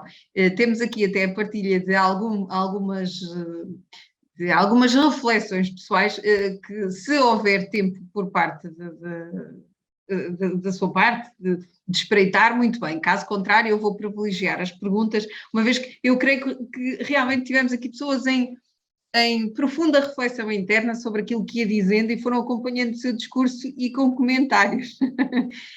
Agora, para as questões propriamente ditas, nesta fase creio que poderão surgir aqui algumas, mas posso compilar-lhe aqui um conjunto delas, e uma primeira, eu não consigo identificar o participante, dizia OEM, e perguntava o seguinte: na reabilitação e com intervenções enquadráveis, com obras isentas de controle prévio, pode haver direito a benefícios fiscais? Pronto, depende dos benefícios fiscais e dos pressupostos dos benefícios fiscais, não é? Mas em princípio não há nada que o impeça, desde que os requisitos do ponto de vista da atribuição de benefícios estejam cumpridos. E, portanto, imaginemos que há um benefício que depende, como sempre, da tal vistoria no início, para definir qual é que é o nível de conservação e depois outra vistoria no final. Em muitos desses casos nós podemos enquadrar, ainda que seja difícil de perceber com obras de conservação, daquelas muito limitadinhas, como é que a gente passa de 2 níveis, não é? Mas ainda assim pode haver obras de alteração internas com obras de conservação em que isso ocorre, não é? E portanto não há nada que impeça em princípio isto, está bem? Porque aí o que vai ser exigido do município é que aquilo é uma obra de reabilitação, não vai ser exigido que haja um licenciamento da obra, está a perceber? E, portanto, aí não tenho dúvidas que, cumpridos os requisitos específicos, que são específicos do ponto de vista fiscal, que é possível que isso aconteça. Ok, temos aqui uma resposta afirmativa. O Nuno Santana pergunta em que artigo, e aqui já com maior detalhe, qual o artigo do regime especial de reabilitação onde consta que o termo de responsabilidade substitui a autorização de utilização por falta de resposta da Câmara. Não sei Bom, se... eu não sei os artigos de cor, mas eu já lhe vou dizer. É que isto é mesmo ao detalhe, o Nuno desafia aqui ao detalhe do artigo. Eu já lhe vou dizer. Deixa-me ver se agora não consigo aqui. Pronto. Uhum. Deixa-me ver. A Constituição da Propriedade Horizontal está no 81A, ok? E o da autorização de utilização, Termo de responsabilidade. coisa. Mas eu acho que está aqui no regime especial. Foi um desafio, não? Foi um desafio. Uhum. Se tivesse o outro PowerPoint já tinha isto aqui mais definido. Olha, temos o Renato Prudêncio, está aqui a dar uma ajudinha. Uma imagenzinha assim. Artigo 53, Exato, era assim que... número 3. Exatamente, é isso mesmo. Obrigada. Está a ver? Eles acompanham. Eu devia ter posto, porque eu números sou péssima. Sim. Ok, então aqui em relação ao não sei se quer... Autorização 53G. 53G, não é? Vês aqui número 3. Concluída a operação urbanística em toda em parte, aplica-se a autorização de urbanização legalmente exigida, blá blá blá. Não sendo determinada a realização da vistoria, é o 3. No prazo de 10 dias úteis a constatar do requerimento de autorização de utilização instruído, o termo de responsabilidade acompanhado daquele requerimento e o comprovativo da apresentação de ambos à atividade gestora vale como autorização de utilização, substituindo o alvará. Portanto, nem é preciso ter aquele passo que é depois presumir o indeferimento tácito, porque ele existe, e requerer o alvará. O termo de responsabilidade funciona logo como alvará, como mecanismo substitutivo. Está bem? Ok. Portanto, não Obrigada. Estamos respondidos. Agora, a Arminda Moura, da Câmara Municipal da Maia, eu peço desculpa a quem eu não vou identificando a instituição, não tenho esse dado, mas Arminda Moura pergunta: e onde consta que o termo de responsabilidade substitui a certificação da propriedade horizontal? Já disse, esse é no fim. Exato. Esse é no fim. Esse é neste 87, acho eu, que já não tenho a certeza. 81A. Termo de responsabilidade subscrito por técnico legalmente habilitado, atestando de verificado requisitos locais para a constituição de propriedade horizontal, acompanhado do comprovativo da apresentação ao município ou à entidade referida, quando for aplicável, vale como documento comprovativo de que as frações autónomas satisfazem requisitos legais. Ele tem de apresentar ao município, mas pronto, é apresentar, não é pedir nada. E serve como um comprovativo desse mesmo facto. Está bem? Ora, próxima questão, a Arminda aqui diz-nos obrigada. O Nuno Santana, só em resposta àquilo que a Dulce clarificou, diz que o difícil é para a autoridade tributária aceitar esta alteração, esta substituição, bem como a conservatória do registro predial para efeitos do registro. Pois, isso, quando estamos a trabalhar com outras entidades, na verdade uma tem as suas exigências e às vezes nós não sabemos sequer bem onde é que vêm algumas das exigências, mas sim, compreendo que seja um problema. Uma outra questão, Dulce, se conhece algum município que já tenha utilizado o instrumento de execução de política urbanística de venda forçada? Tem no seu repertório de conhecimento? Sim, não é um instrumento muito usado, mas já tive contacto com 2 ou 3 situações de venda forçada. Umas que no final acabaram por haver uma venda, ou seja, a venda forçada depois viabilizou uma venda voluntária, certo? Ou seja, uma transmissão direta entre o proprietário inicial e o adquirente, mas já há casos, não muitos, 2 situações que chegaram até ao final. Porquê é que não há muitos? E porquê é que às vezes a coisa inicia-se como venda forçada só para forçar e depois no final a coisa resolve-se de outra forma, certo? Porque a venda forçada tem aqui um problema, que é o de que quando se decide, e é o município que decide ir para a venda forçada, ele tem de definir um valor depois para a alienação em asta pública do imóvel a um terceiro. E esse valor vai defini-lo, obviamente vai defini-lo de acordo com os critérios previstos no Código das Expropriações, mas normalmente vai defini-lo com base no relatório de um avaliador que esteja na lista oficial e blá blá blá blá.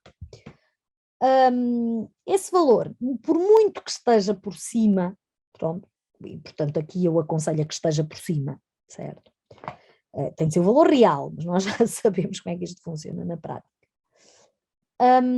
Isso não assegura que o proprietário hoje do imóvel concorde com esse valor, porque é um valor público, é um valor fixado pela administração para efeitos do procedimento que se seguirá.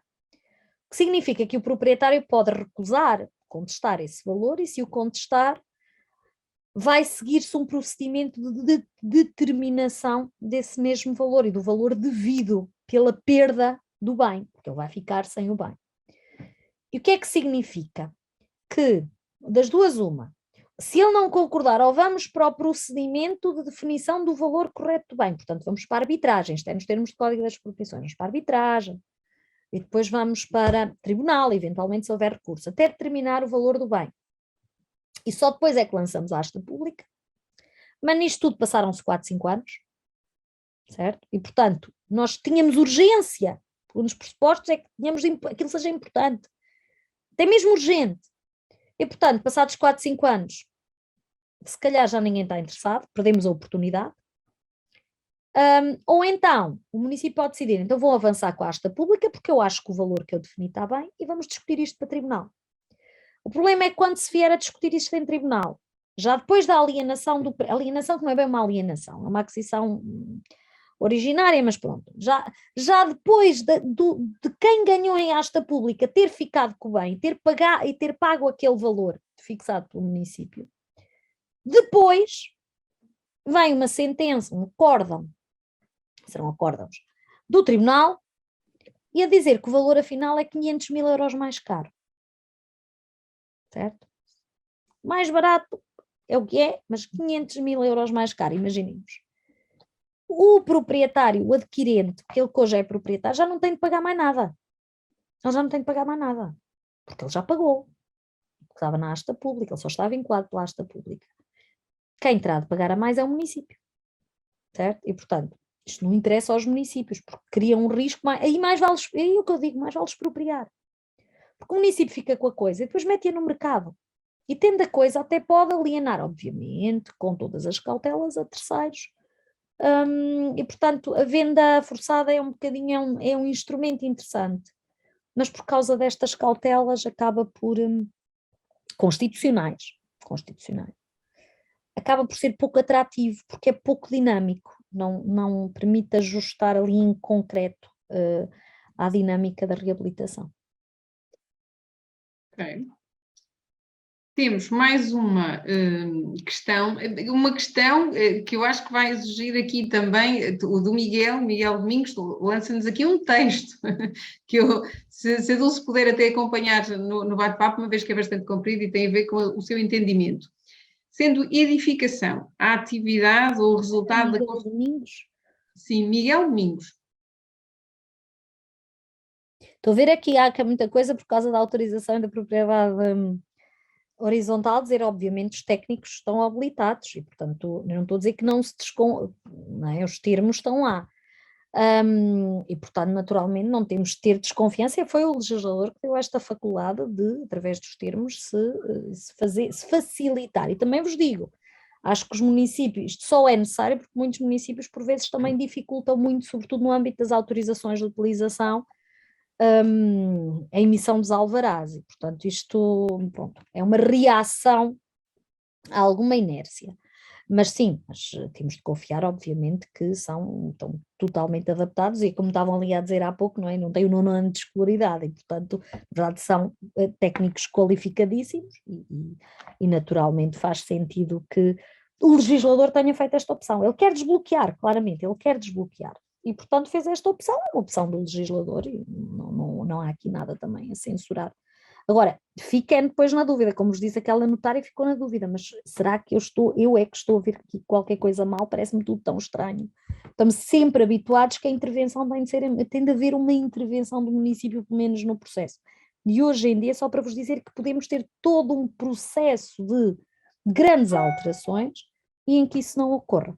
Mas pronto, o que é que está a dizer? Mas, Dulce, essa era precisamente aquela parte enquanto desenvolvia o webinar, eu ia vendo aqui algumas apreciações, e por isso é que não foi fugir dos comentários, pelo contrário, mas foi selecionar as perguntas, ainda que mas era só, como tive a percorrer, foi só para dar mais uma nota. Não, mas eu até ao Manuel, creio que é o Manuel que faz várias apreciações e não foi no sentido de fugir aos seus comentários, foi mesmo no sentido de selecionar questões. Então o Miguel Domingos pergunta o seguinte: sendo edificação a atividade ou resultado da construção, reconstrução, ampliação, alteração ou conservação de um imóvel destinado à utilização humana, bem como de qualquer outra construção que se incorpore no solo com caráter de permanência, portanto está aqui a citar a alineado, o número 1 do artigo 6 do REG, ou seja, aquilo que se constrói além do existente, quer então ele saber qual a correta interpretação da alínea A, deste mesmo número 1 do artigo 6,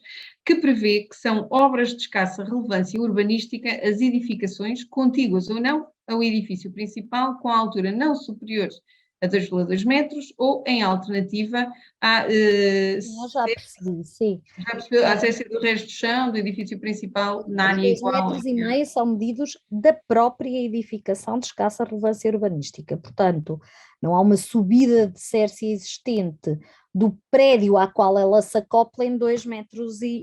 Não, isso é mesmo a edificação, que ocasionalmente será um anexo contíguo à que já lá está, mas a lei não a deixa de configurar. Naturalmente, todos nós sabemos que isto poderá não ser anexo nenhum, porque muitas das vezes vai haver ligações internas, funcionais, não há nada que o impeça também na lei, e portanto ela vai servir como uma parte da edificação, certo? Mas não vai permitir a ampliação de Sércia em 2,20 metros. Isto é referido à área da operação de escassa relevância urbanística. Uma pergunta comprida para uma resposta muito mais direta. Inês Fernando, aproveita e coloca aqui duas questões seguidas. É o procedimento simplificado aplica-se somente quando existe um plano de pormenor de reabilitação urbana e em operações que nos termos do RJE estão sujeitas à comunicação prévia. Portanto, em que áreas sem plano de pormenor não se aplica? E depois faz uma adenda, se me permite, são duas questões, é numa zona especial de proteção, sem plano de pormenor de reabilitação urbana, pode aplicar o regime especial da reabilitação urbana? Pronto, começando na primeira, procedimento simplificado, sim, nos termos desta norma, basicamente só nestes casos em que tenhamos plano pormenor. Mas a maioria das situações de reabilitação urbana que não estejam grandemente condicionadas, nos termos do RJUE também, imagina, estamos a falar de obras de reconstrução, não é? Que,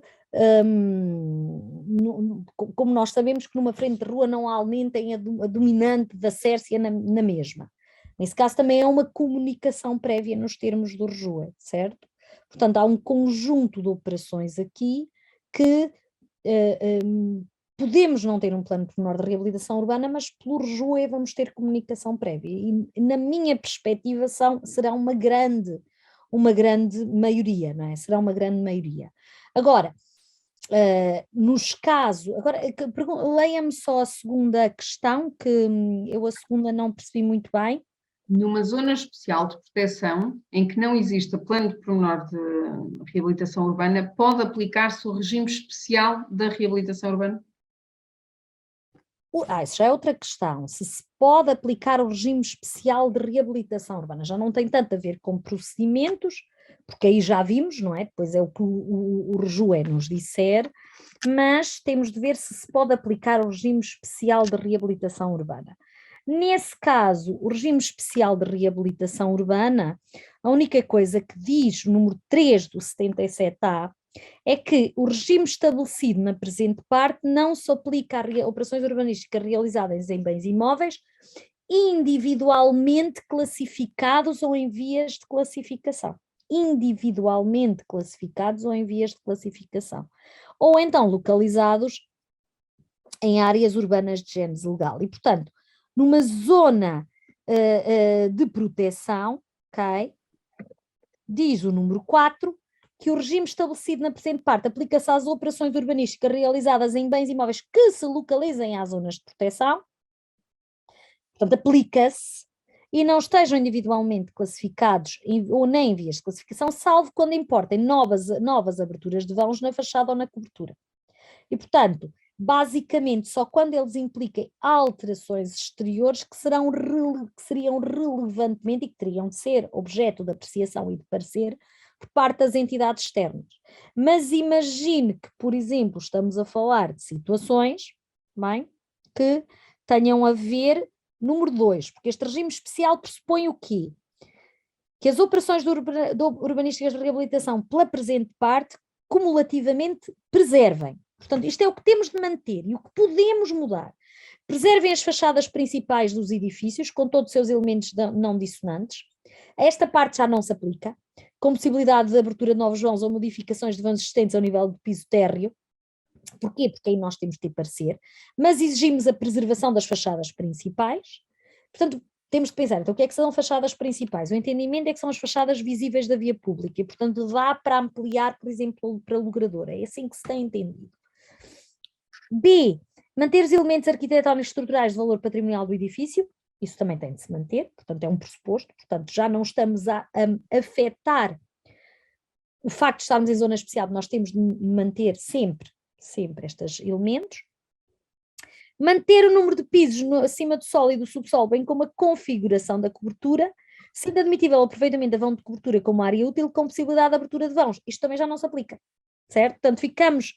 E depois não reduzir a resistência estrutural do edifício. Portanto, em zona especial, nós ficamos com um âmbito muito limitado para este regime especial, porque há certas coisas que nós não podemos admitir que se façam por aqui, certo? Mas há outras que sim, eventualmente uma pequena ampliação para logrador, que não impacte nada do ponto de vista da visibilidade na zona especial, outro tipo de intervenções também implica alterações internas, sobretudo, não é? Que elas próprias também já nunca estariam sujeitas a aparecer em zonas especiais, mas permite uma intervenção, só que é uma intervenção muito limitada nos termos daquele número 4. Eu vou aproveitar, eu creio que alterar aqui até uma ordem, porque a Silvia Manteigas pergunta o que entende por reconstituição da estrutura das fachadas. O que é efetivamente a reconstituição da estrutura das fachadas referentes a... Estou muito duvidada aqui para muito tempo, mas para mim a reconstituição da estrutura das fachadas não é a reconstituição da forma das fachadas, se quiserem, o que eu posso ser de uma forma mais simplificada, não estamos a falar da forma da fachada, a estrutura é o volume. A estrutura é o volume, desse ponto de vista. E, portanto, se depois nós temos de reconstituir a forma ou manter estes elementos, isso são regimes especiais que nos vão dizer, está bem? Mas muito simplificadamente será isto. Mudando aqui novamente de temática, eles saltitam. No âmbito da emissão, agora em termos de IVA, no âmbito da emissão de certificado de redução do IVA, é obrigatório ter a ORU aprovada? Eu acho que não, mas a administração tributária tem ultimamente dito que sim. Eu acho que não, eu acho que tem de se dizer o que é reabilitação urbana. Também acho que muitos municípios neste aspecto, como vos disse no início, não tinham um conceito próprio de reabilitação, portanto tudo também era reabilitação, até construções novas, eu também acho isso um pouco excessivo, porque acho que num momento muito inicial em que só temos uma ARU, os critérios têm de ser mais delimitados, ou deveriam ser mais delimitados, e acho que a memória descritiva e justificativa, e nós acabamos por dizer isso num artigo que temos, eu e a doutora Fernanda Paula, devem pelo menos ser balizados nos termos dessa memória descritiva e justificativa. Agora, a lei não exige ter ORU, isso é claro. Isso é claro da legislação, portanto eu diria que essa exigência em si não vale.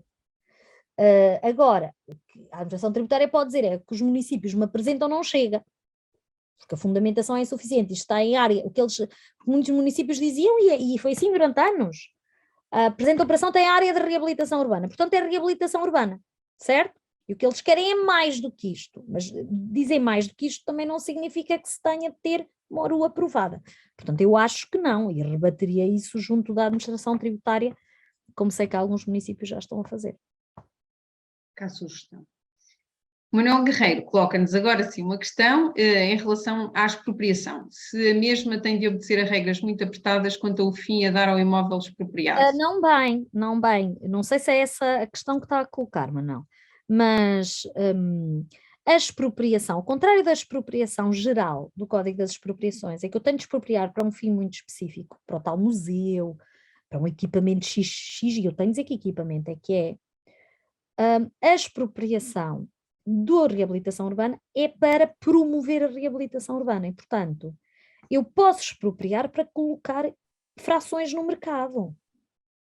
Aliás, isto é basicamente claro, porque o número 2 diz que ainda se pode promover a expropriação se os proprietários não cumprirem a obrigação de promover a reabilitação. Portanto, nós ordenamos que reabilitem para as finalidades que ali estão, habitacionais, por exemplo, e portanto, se nós podemos expropriar, é porque nós também não temos de encontrar 500 museus no município para colocar nestes sítios, não, é para a mesma finalidade. E o número 4 é muito claro, diz no caso da expropriação destinar a permitir a reabilitação dos imóveis no mercado para a sua colocação no mercado. Colocação no mercado é para habitação, serviços, comércio, indústria, o que quer que seja. Os expropriados têm direito de preferência sobre a alienação dos mesmos. Portanto, isso é clarinho que não tem de ser para uma finalidade, é sempre para uma finalidade pública, que é da reabilitação, mas não tem de ser para uma finalidade pública específica, como é no Código das Expropriações.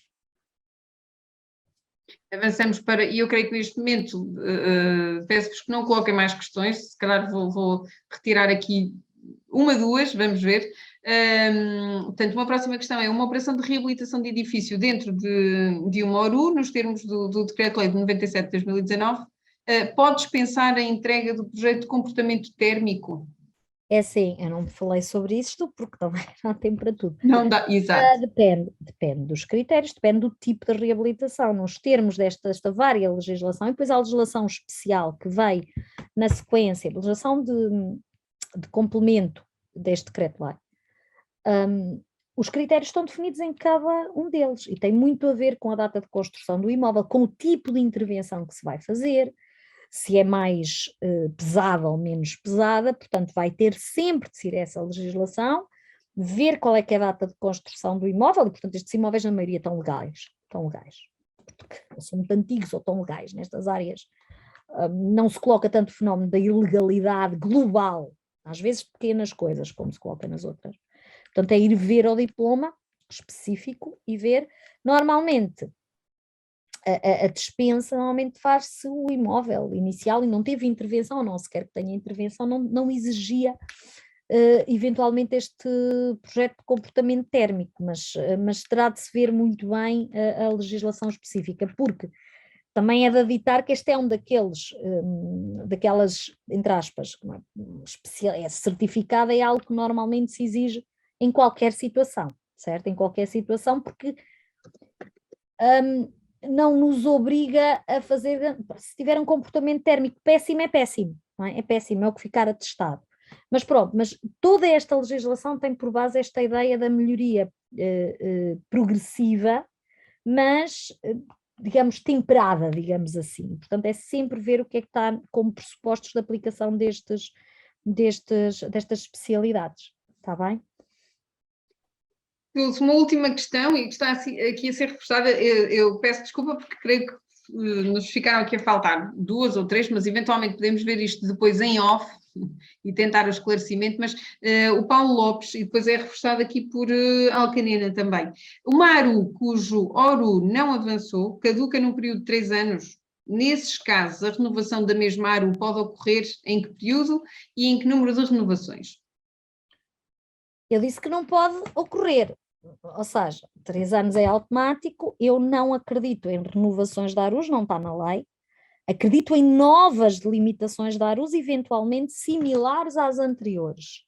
Isso a lei não proíbe, mas uma nova delimitação da ARU implica uma nova avaliação no momento dessa declaração, certo? Eu não gosto muito das renovações, porquê? Porque a renovação é tipo, deixámos caducar, então vamos agora mandar exatamente a mesma informação que foi produzida há 3 anos antes para deliberação e pronto, e está feito, e está tudo resolvido. Não, as coisas não podem ser vistas com esta leviandade. É preciso fazer um bom trabalho. E se não conseguimos aprovar uma ORU no prazo de 3 anos, é preciso, pelo menos, olhar para o trabalho que foi feito há 3 anos atrás e ver se ele se mantém atualizado e fazer uma informação sobre isso. E se não tiver atualizado, atualizá-lo, ver o nível de execução. Portanto, é preciso pensar sobre estas coisas, é preciso tratá-las bem, certo? É preciso tratá-las bem, como em tudo. E, portanto, eu não acredito em renovações.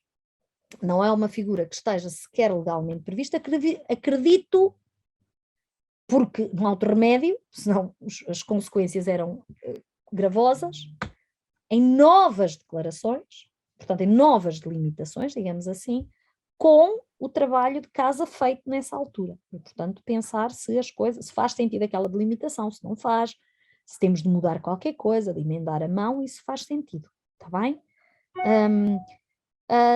Só aqui mais duas questões. Município Sim, se o município, Sónia Amaral, se o município pretende assumir as novas construções como reabilitação urbana, pois o fruto teria de assumir na altura. Sim, vai ter de meter isto no âmbito da operação de reabilitação urbana, até porque, como vimos agora, a administração tributária está a exigir mais do que a delimitação na ARU. E, portanto, vai ter, no âmbito da delimitação da ARU, justificar porque é que acha que novas construções com certas características podem ainda ser enquadradas nesta matéria. Por exemplo, as questões de eficiência energética são muito relevantes, pode ser um dos fundamentos a usar. Uma fábrica abandonada, diz o Nuno Batista Silva, posso para a incluir e fazer uma ARU com plano menor? Claro que sim. Aliás, regeneração, como vimos há pouco, espetacular, eu até diria que faz todo sentido que faça isto. O Paulo Lopes já vimos, Paulo Lopes também já respondi. Eu creio que há uma do Nuno em baixo. Tendo uma A Ana Tsu diz que o parecer da doutora Margarida Teixeira, que interpreta a estrutura da fachada, é manter os vãos. Concorda? Não. Apesar de gostar muito da doutora Margarida Teixeira, mas não concordo.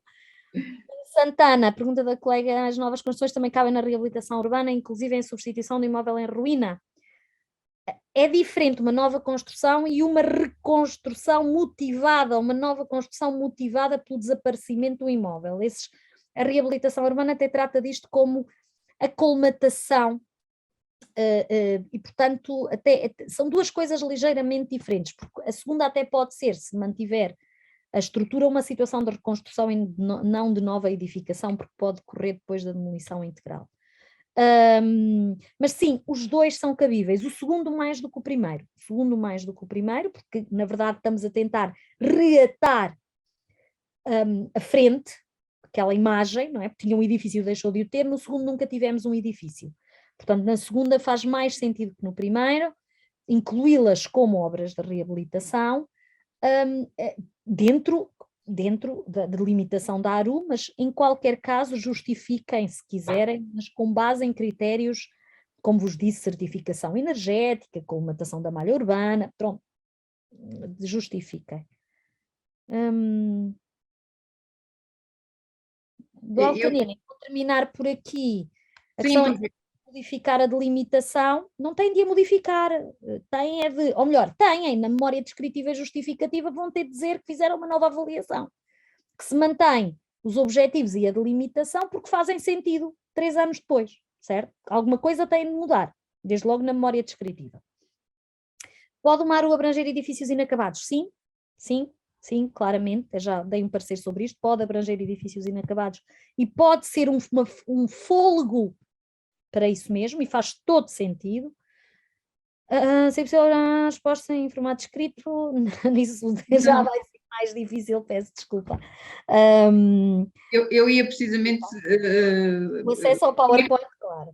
Exato, em resposta ao Paulo Lopes, mais uma vez, e gostava de sublinhar isto, aqui é muitas vezes a criação das expectativas, estamos num espaço aberto, não sabemos quem se encontra do outro lado, vocês são muitos, portanto, quando estamos a falar em coisas mais concretas, em perguntas que têm muito que ver com as vossas realidades, isto faz sentido num espaço mais próximo de formação e não num webinar, onde, e eu sei, a professora Dulce nem sequer gosta de não ver os vossos rostos, portanto é tudo muito anónimo. De qualquer forma, dizer-vos também que terminámos este debate como Dulce acertou na mousse, não é? Portanto, estas questões aqui um bocadinho... Como as cerejas, sucedem-se. Eu agradeço a vossa disponibilidade, a vossa participação.